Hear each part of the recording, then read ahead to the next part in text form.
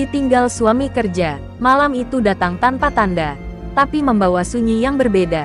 Langit meneteskan hujan sejak senja, meresap ke tanah dan menebarkan aroma lembab di seluruh penjuru rumah. Aku duduk di ruang tamu, menatap tirai bergoyang lembut diterpa angin.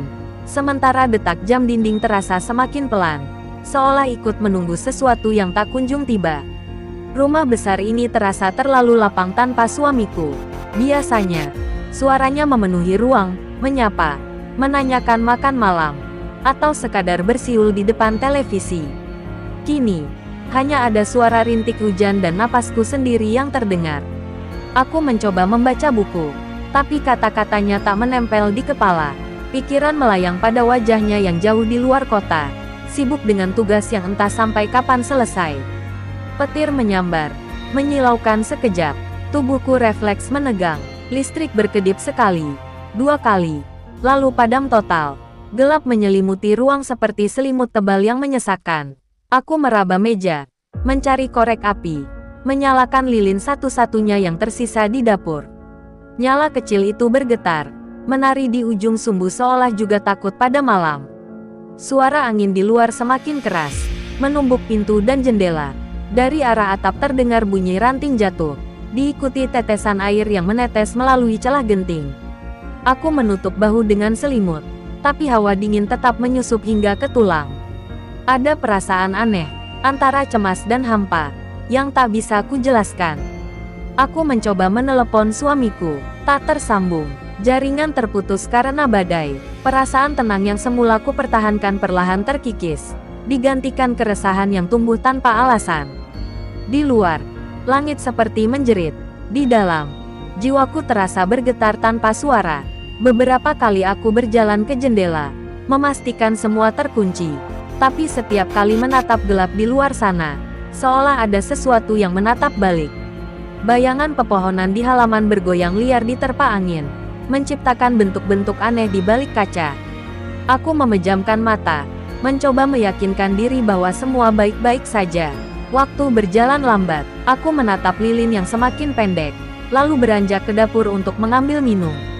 Tapi langkahku terhenti ketika mendengar sesuatu, suara samar dari arah depan. Seperti langkah kaki di teras. Lalu hening, hanya hujan yang terus jatuh tanpa jeda. Dadaku berdegup cepat, aku menahan napas, mencoba mendengar lebih jelas. Beberapa detik kemudian, terdengar lagi, kali ini lebih dekat. Tok, tok, tok. Ketukan halus di pintu utama, teratur, tapi cukup untuk membuat seluruh bulu kuduku berdiri. Aku mendekat perlahan, memegang lilin dengan tangan gemetar. Nyala kecil itu menyoroti dinding, memperlihatkan bayangan tubuhku yang juga ikut bergetar. Hujan semakin deras, dan di tengah suara alam yang menggila, ketukan itu kembali terdengar, lebih keras dari sebelumnya. Tanganku mencapai gagang pintu, dalam hati aku bertanya, siapa yang datang di malam seperti ini? Perlahan, aku mengintip melalui kaca buram di sisi pintu. Sosok gelap berdiri di sana, tubuhnya basah kuyup, menunduk dalam diam.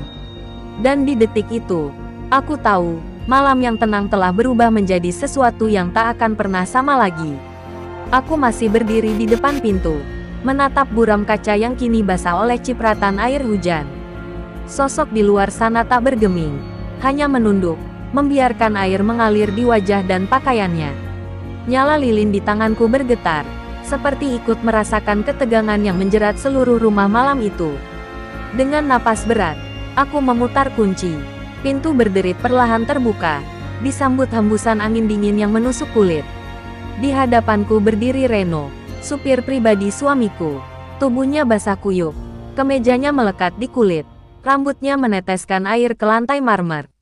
Dalam sorot matanya, ada kelelahan dan ketakutan yang sulit disembunyikan. Maaf, Bu. Suaranya hampir tenggelam oleh derasnya hujan. Mobil saya mogok di depan gerbang. Petir terus menyambar. Saya takut berteduh di luar. Boleh saya numpang di teras sebentar? Aku sempat ragu, tapi rasa kasihan mengalahkan semuanya. Masuklah, Reno. Kau bisa kedinginan kalau tetap di luar. Ia mengangguk pelan, lalu melangkah masuk dengan hati-hati. Aroma hujan bercampur dengan udara dingin segera memenuhi ruangan. Aku mengambil handuk dari lemari dekat tangga dan memberikannya padanya. Ia menunduk sopan, mengeringkan rambut tanpa berani menatapku. Hujan di luar seakan makin menggila, menambah sunyi di antara kami yang tak tahu harus berkata apa. Suara air menetes dari pakaiannya ke lantai, menciptakan irama pelan yang anehnya terasa menenangkan. Ruangan tamu di sana, ujarku lembut, mencoba memecah hening. Aku buatkan teh hangat. Ia tersenyum tipis. Terima kasih, Bu. Maaf sudah merepotkan. Tak apa, jawabku singkat, lalu bergegas ke dapur. Saat air mendidih, pikiranku melayang. Kehadiran orang lain di rumah ini tiba-tiba terasa seperti kelegaan, sekaligus ancaman. Aku sadar, ada bagian dalam diriku yang diam-diam menikmati kehadirannya, sebuah kehangatan manusia yang lama tak kurasakan. Namun pikiran itu cepat kutepis. Aku hanya ingin menolong, tak lebih. Ketika kembali membawa teh, Reno duduk di kursi dengan tangan menangkup di antara lututnya. Tatapannya kosong, seolah menatap masa lalu yang jauh. Aku meletakkan cangkir di depannya, dan uap panas segera mengaburkan jarak di antara kami. Minumlah, biar hangat, kataku. Ia mengangguk pelan, mengucap terima kasih lagi. Suaranya nyaris tenggelam dalam deru hujan. Kami duduk berhadapan dalam diam. Hanya suara petir sesekali menyambar, memantulkan cahaya di wajahnya yang tampak murung. Ada sesuatu di sana, bukan sekadar lelah, tapi juga kesepian. Mungkin perasaan itu yang membuatku tak sanggup memalingkan pandangan. Entah mengapa, aku merasa kami berdua sedang bersembunyi dari dunia yang sama. Suaminya baik-baik saja di luar kota, Bu. Tanyanya akhirnya. Pertanyaannya sederhana, tapi nadanya penuh perhatian. Aku mengangguk singkat. Ya, katanya sibuk. Seperti biasa, kalimat itu keluar dengan tawa kecil, tapi justru terdengar getir di telingaku sendiri. Reno menatap cangkirnya, lalu berbisik pelan. Rumah sebesar ini pasti terasa sepi tanpa beliau. Aku menatap nyala lilin yang mulai meredup. Uap teh masih naik pelan dari cangkirku. Sepi bukan soal besar atau kecilnya rumah, Ren, kataku tenang. Tapi soal siapa yang mau tinggal di dalamnya. Ia diam. Tatapan kami sempat bertemu sepersekian detik, singkat, tapi cukup untuk membuatku merasa sesuatu bergerak di dalam dada. Suara hujan terus jatuh, tapi untuk pertama kalinya malam itu, kesunyian terasa hidup. Waktu bergulir perlahan, namun hujan belum juga berhenti. Aku berdiri di dapur, menatap cangkir-cangkir di rak, lalu mengambil dua di antaranya. Entah kenapa, kali ini aku tidak hanya membuat satu. Aroma kopi mulai memenuhi ruangan, hangat dan menenangkan. Meski di luar petir masih mengaum seperti binatang liar. Reno duduk di kursi ruang tamu, matanya menatap kosong ke arah jendela. Cahaya lilin memantul di wajahnya, menampilkan garis-garis lelah yang selama ini tak pernah kulihat. Dia terlihat jauh berbeda dari biasanya, tidak sekadar sopir yang menunggu perintah, tapi seseorang yang sedang berusaha melawan sesuatu di dalam dirinya. Aku meletakkan dua cangkir kopi di meja kecil di depan kami. Uap panas naik perlahan, menciptakan kabut tipis di antara kami. Minumlah, ini akan membantu menghangatkan badan, kataku tenang. Reno tersenyum tipis, menerima cangkir itu dengan kedua tangan. Aroma kopinya enak sekali, Bu. Rasanya seperti rumah. Kalimatnya membuatku diam. Rumah, kata itu terdengar sederhana, tapi malam itu terasa begitu asing. Mungkin karena aku baru menyadari, sudah lama sekali aku tak merasa pulang, meski setiap hari tidur di tempat yang sama. Suara hujan memantul di atap seperti irama lama yang berulang, tapi justru membawa ketenangan aneh. Aku memperhatikan Reno diam-diam, tatapannya dalam, tapi tak mengganggu. Ada kesopanan dalam caranya memandang, seolah ia tahu batas antara rasa hormat dan rasa ingin tahu. Apa kau sering takut saat hujan besar seperti ini? Tanyaku tiba-tiba. Ia menggeleng. Bukan takut, Bu, tapi sejak kecil, saya selalu gelisah kalau petir menyambar. Dulu, rumah saya pernah terbakar karena sambaran kilat. Sejak itu, setiap hujan deras, dada saya selalu sesak. Aku tertegun, menatap wajahnya yang kini menunduk. Aku mengerti, ujarku pelan. Rasa takut itu, kadang tak benar-benar hilang. Ya, Reno mengangguk. lalu memandangku sekilas. Saya kira, ibu tidak takut apapun. Aku tersenyum samar. Semua orang takut sesuatu, Ren. Ada yang takut kehilangan. Ada yang takut sendiri. Kata-kata itu meluncur begitu saja, tanpa rencana. Tapi begitu diucapkan, aku tahu itu bukan sekadar kalimat. Itu pengakuan yang selama ini kusimpan dalam diam. Ia tak menjawab, namun matanya berbicara.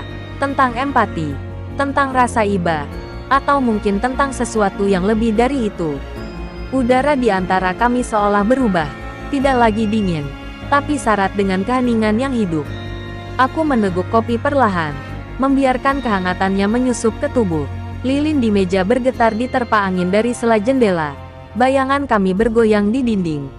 Aku tahu aku seharusnya menyuruhnya tidur di kamar tamu, menutup malam ini dengan wajar. Tapi entah mengapa, langkahku terasa berat untuk beranjak. Terima kasih sudah membiarkan saya berteduh, Bu, ucapnya dengan nada yang tulus. Saya tidak tahu harus kemana kalau ibu tidak membukakan pintu tadi. Aku mengangguk perlahan. Mungkin malam ini memang seharusnya begitu. Kadang, hujan membawa orang ke tempat yang tak terduga. Untuk beberapa saat, kami hanya diam. Dua manusia asing yang dipertemukan oleh badai, duduk di bawah cahaya redup, berbagi kehangatan dari dua cangkir kopi yang kini mulai mendingin. Dan tanpa disadari, malam itu mulai menulis kisahnya sendiri. Kisah yang tak pernah kami rencanakan, tapi akan kami ingat selamanya. Jam dinding menunjukkan hampir pukul 11 malam. Namun hujan belum juga menunjukkan tanda-tanda akan berhenti. Cahaya lilin di meja mulai meredup, meninggalkan bayangan samar di sekeliling ruangan. Reno masih duduk di kursi tempat tadi, memandangi sisa kopi yang kini dingin di tangannya. Aku menatapnya sekilas, lalu berdiri, mencoba mengembalikan kendali pada suasana yang terasa janggal. Kau bisa tidur di kamar tamu, ujarku, memecah diam. Hujannya belum reda, dan aku tidak ingin kau sakit karena basah semalaman. Ia sempat menolak, wajahnya menunduk sopan. Tidak apa-apa, Bu, saya bisa di ruang tamu saja. Aku menggeleng, tidak usah sungkan, di kamar tamu ada selimut bersih. Aku akan ambilkan. Aku melangkah menuju lemari di bawah tangga, mengambil selimut hangat dan bantal kecil. Tapi ketika berbalik, aku mendapati Reno berdiri di ambang ruang tamu, menatapku tanpa suara. Cahaya lilin di tangannya membuat sorot matanya berkilat samar, bukan karena niat, tapi karena kejujuran yang tidak semestinya tampak di antara dua orang yang seharusnya menjaga jarak. Untuk sesaat, waktu seolah berhenti. Tak ada suara selain deru hujan di luar sana. Aku tak tahu siapa yang lebih gugup malam itu. Aku yang berusaha tampak tenang, atau dia yang berjuang menahan sesuatu di dadanya. Tatapan kami bertemu sepersekian detik, tapi cukup untuk mengguncang sesuatu di dalam diri. Aku cepat-cepat menunduk, menyerahkan selimut itu padanya. Ini, gunakan agar tidak kedinginan. Tangannya menyentuh ujung jariku tanpa sengaja. Sentuhan singkat, tapi membuat jantungku berdetak tak karuan. Aku segera menarik tangan, pura-pura sibuk membetulkan posisi lilin di meja. Sudah malam, sebaiknya kau istirahat, kataku pelan. Ia mengangguk, tapi langkahnya tak langsung beranjak. Ada keraguan di wajahnya, seperti ingin mengatakan sesuatu yang tertahan di tenggorokan. Akhirnya ia hanya mengucap lirih, "Selamat malam, Bu," lalu berbalik menuju kamar tamu. Aku menatap punggungnya hingga hilang di balik pintu. Ruangan kembali sunyi, hanya ada aroma kopi yang perlahan memudar dan suara hujan yang kini mulai melemah. Tapi di dadaku, ada sesuatu yang justru menguat, perasaan asing yang tak seharusnya ada. Ku tarik napas panjang dan memutuskan naik ke kamar. Setiap langkah di tangga terasa berat. Begitu pintu tertutup, aku bersandar di dinding, menatap kosong ke arah jendela. Di luar sana, cahaya kilat sesekali menerangi taman yang basah. Dalam kilatan itu, aku seperti melihat bayangan dua manusia yang tengah kehilangan arah antara kewajiban dan keinginan. Aku mematikan lilin dan berbaring di ranjang. Namun mata ini tak kunjung mau terpejam. Bayangan wajah Reno, tatapan matanya, dan suara lirihnya terus berputar di kepala. Malam terasa lebih panjang dari biasanya. Dan untuk pertama kalinya sejak suamiku pergi, aku benar-benar merasa tidak sendiri. Meski kehadiran itu seharusnya tidak menenangkan, melainkan menakutkan. Angin berdesir lembut dari celah jendela. Aku menatap langit-langit, berusaha menenangkan pikiran. Tapi satu hal pasti, batas yang seharusnya jelas antara aku dan dia, mulai tampak kabur. Ada sesuatu yang berubah malam itu, sesuatu yang belum sempat diucapkan, tapi sudah mulai hidup dalam diam. Dan di tengah sepi yang kembali turun perlahan, aku sadar, bukan hujan yang membuatku gelisah, melainkan tatapan yang seharusnya tidak pernah terjadi. Malam terasa lebih panjang dari biasanya. Hujan belum benar-benar berhenti, hanya berubah menjadi gerimis yang mengetuk lembut kaca jendela kamarku. Lampu belum kunyalakan, hanya cahaya redup dari luar yang masuk melalui tirai tipis, menimbulkan bayangan samar di dinding. Aku berbaring, tapi mata ini tak mau tertutup. Ada sesuatu yang menggantung di udara, sesuatu yang tak terlihat tapi terasa begitu nyata. Setiap kali aku mencoba memejamkan mata, bayangan tatapan Reno tadi malam kembali muncul. Tatapan itu bukan milik seorang bawahan kepada majikannya, bukan pula sekadar rasa hormat. Ada sesuatu di sana, rasa iba, perhatian, mungkin juga kesepian yang serupa dengan milikku. Semakin kutepis pikiran itu, semakin kuat ia menekan. Suara lantai berderit pelan dari arah bawah membuatku menahan napas. Aku berpikir mungkin angin, atau tikus kecil yang mencari sisa makanan di dapur. Tapi langkah itu terdengar terlalu teratur, terlalu manusia. Perlahan, langkah itu mendekat ke arah tangga, lalu berhenti tepat di depan pintu kamarku. Aku menatap gagang pintu yang bergetar halus, lalu suara lirih terdengar dari luar. "Bu, apakah ibu belum tidur?" Suara itu pelan, tapi cukup untuk mengguncang seluruh tubuhku. Aku terdiam, tak tahu harus menjawab atau berpura-pura tidur. Aku dengar sesuatu di atap, takutnya gentingnya bocor. Lanjutnya, dengan nada khawatir, aku bangkit perlahan dan berjalan ke arah pintu. Saat kubuka, Reno berdiri di sana, mengenakan kaos tipis dan celana panjang yang tampak kebesaran. Rambutnya masih lembab, tapi wajahnya terlihat ragu. "Tidak apa-apa," kataku, mencoba terdengar tenang. Mungkin hanya suara air mengalir, namun matanya tetap menatapku, dalam dan tulus. "Saya hanya ingin memastikan ibu baik-baik saja." Kata-kata itu begitu sederhana, tapi di telingaku terdengar lain. Selama ini, tak ada yang menanyakan hal itu padaku dengan nada sejujur itu. Suamiku terlalu sibuk, dan rumah ini terlalu diam untuk menampung kepedulian. Hanya satu kalimat itu, dari seseorang yang bahkan bukan siapa-siapa, membuat dinding pertahanan di hatiku retak sedikit. "Terima kasih, Ren," ujarku akhirnya. "Aku baik-baik saja." Ia mengangguk, tapi tidak langsung pergi. Ada keheningan yang menebal di antara kami, cukup lama untuk membuat jantungku berdebar tanpa irama. Cahaya dari luar memantul di matanya, membuat sorotnya tampak lebih lembut daripada seharusnya. Aku mundur setengah langkah, memberi jarak yang semestinya ada. "Kembalilah tidur. Sudah larut," ucapku pelan. Ia menunduk, lalu berkata lirih, "Selamat malam, Bu." Namun sebelum sempat menutup pintu, aku melihat sesuatu di wajahnya. Rasa bersalah, atau mungkin kesedihan yang belum sempat diucapkan. Pintu tertutup perlahan, meninggalkan aroma samar sabun dan udara malam. Aku bersandar di baliknya, menahan napas.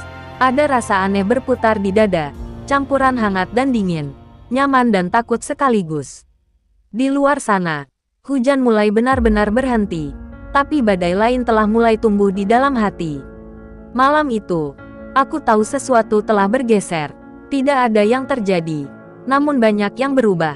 Kadang, hal paling berbahaya bukan sentuhan, tapi perasaan yang dibiarkan tumbuh diam-diam di tempat yang seharusnya tidak ada ruang untuknya. Pagi datang dengan sinar lembut yang menembus tirai, menyingkirkan sisa dingin malam. Udara di kamar masih lembab, aroma tanah basah menembus celah jendela yang sedikit terbuka. Aku bangun perlahan, mencoba menenangkan diri setelah malam panjang yang tak memberiku tidur nyenyak. Di luar, suara burung terdengar samar, seolah berusaha menenangkan hati yang tak juga tenang. Langkah pertama keluar kamar terasa berat. Lantai dingin di bawah kaki mengingatkanku pada ketegangan semalam. Aku membuka pintu pelan, menatap lorong yang kini dipenuhi cahaya pagi. Sunyi, tak ada tanda-tanda kehadiran siapapun. Hanya aroma kopi yang samar tercium dari arah dapur, membuat dadaku berdebar tanpa alasan. Aku menuruni tangga, dan di sana, Reno sudah berdiri di dekat meja makan. Ia mengenakan kemeja bersih, rambutnya masih agak basah, dan di tangannya ada 2 cangkir kopi. Tatapannya tenang, tapi ada keheningan yang tidak bisa kuartikan. "Pagi, Bu," katanya pelan. "Saya buatkan kopi. Maaf kalau rasanya tidak seperti buatan Ibu." Aku terdiam sejenak sebelum menjawab. "Terima kasih. Kau tidak perlu repot-repot." Ia tersenyum kecil, seolah ingin menenangkan suasana. "Saya tidak bisa tidur. Jadi saya ke dapur. Hujan tadi malam membuat genting bocor sedikit, tapi sudah saya perbaiki." Aku mengangguk, mencoba tersenyum, tapi rasa canggung menggantung di udara seperti kabut tipis yang enggan menghilang. Kami duduk berhadapan, tanpa banyak bicara. Suara jam dinding menjadi satu-satunya musik pagi itu. Aku memperhatikan cara ia menggenggam cangkir, hati-hati, seolah takut menjatuhkan sesuatu yang rapuh. Sementara aku sendiri berusaha menjaga jarak dengan diam, meski setiap detik terasa seperti ujian. "Terima kasih sudah menolong semalam," ucapku akhirnya. "Aku tidak tahu bagaimana jadinya kalau kau tidak datang." Ia menatapku singkat, lalu menunduk. "Saya hanya melakukan apa yang seharusnya. Saya tidak ingin Ibu sendirian di tengah hujan." Kata "sendirian" itu bergema lama di telingaku. Tak ada nada lain di baliknya.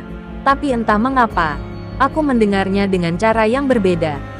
Waktu berjalan lambat. Di luar, matahari mulai meninggi, tapi rumah ini masih terasa sepi. Hanya saja, kesepiannya kini tidak lagi sama.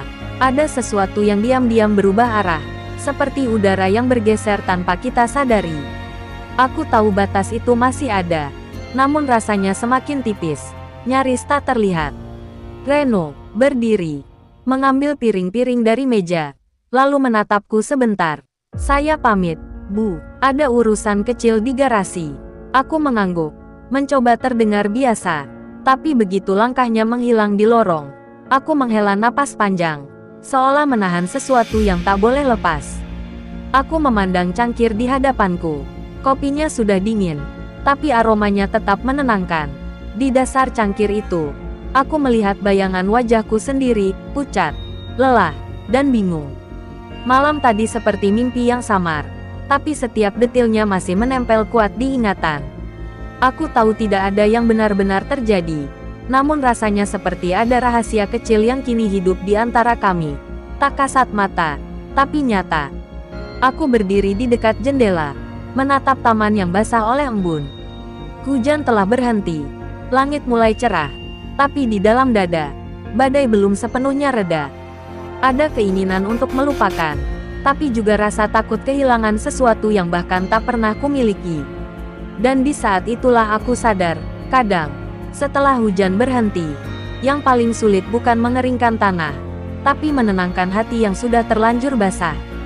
Hari-hari setelah hujan itu berjalan dengan pelan, tapi setiap detiknya terasa berat. Rumah besar ini kembali pada rutinitas semula, hening, teratur, dan tampak sempurna di luar. Namun di balik setiap langkahku, ada bayangan yang tidak bisa kuenyahkan. Tatapan Reno, suaranya, dan caranya menatapku dengan diam yang penuh arti. Suamiku menelepon 2 hari kemudian, menanyakan kabar seperti biasa. Aku menjawab seperlunya, mencoba terdengar tenang. Tapi di sela-sela percakapan, ada jeda aneh yang tak bisa kuisi. Dulu, kami bisa berbicara lama tentang hal-hal kecil. Sekarang, semuanya terasa mekanis, seperti 2 orang yang hanya berusaha menjaga bentuk, tanpa isi. Malam hari, aku duduk di ruang tamu, menatap foto pernikahan kami. Senyumku di foto itu tampak bahagia, polos, dan utuh. Tapi perempuan yang kini menatapnya bukan lagi orang yang sama. Ada celah halus yang terbentuk di antara kesetiaan dan kerinduan, celah yang kian melebar setiap kali sepi datang. Reno kini jarang bicara, ia menjaga jarak, mungkin menyadari sesuatu yang tak pantas tumbuh di antara kami. Tapi justru karena diamnya itu, pikiranku makin gelisah. Setiap kali ku dengar langkahnya dari kejauhan, jantungku berdebar tak beralasan. Aku membenci perasaan itu, tapi juga tak mampu menolaknya. Suatu sore, aku mendapati dia di taman, sedang memperbaiki pagar yang berkarat. Keringat di dahinya memantulkan cahaya matahari sore. Aku berdiri cukup lama, hanya memperhatikan dari jauh. Ada ketenangan di wajahnya yang sederhana, sesuatu yang tak pernah lagi kutemukan dalam kehidupan rumah tanggaku. Tanpa sadar aku melangkah mendekat. "Reno," panggilku pelan. Ia menoleh, tersenyum singkat. "Ada yang bisa saya bantu, Bu?" tanyanya sopan. Aku ragu sejenak, lalu menjawab, "Tidak, aku hanya ingin bilang terima kasih." Ia menatapku sejenak, lalu berkata, "Jangan berterima kasih pada hal kecil, Bu. Kadang justru hal kecil itu yang membuat kita tersesat." Kalimat itu menancap dalam. Aku tak tahu apakah ia bermaksud menegur atau melindungi. Tapi sejak saat itu, aku tahu kami berdua sama-sama menyadari sesuatu yang tak boleh diucapkan. Kami menutupnya dengan kesibukan, dengan jarak, dengan pura-pura tak terjadi apa-apa. Namun malam selalu punya cara untuk menguji pertahanan. Di antara suara jangkrik dan desir angin, pikiranku kerap melayang kembali. Aku memutar ulang setiap tatapan, setiap kalimat yang tak tuntas. Ada bagian dari diriku yang ingin menyerah, tapi ada pula yang berbisik keras, "Jangan rusak yang telah kau jaga selama ini." Beberapa minggu kemudian, suamiku pulang.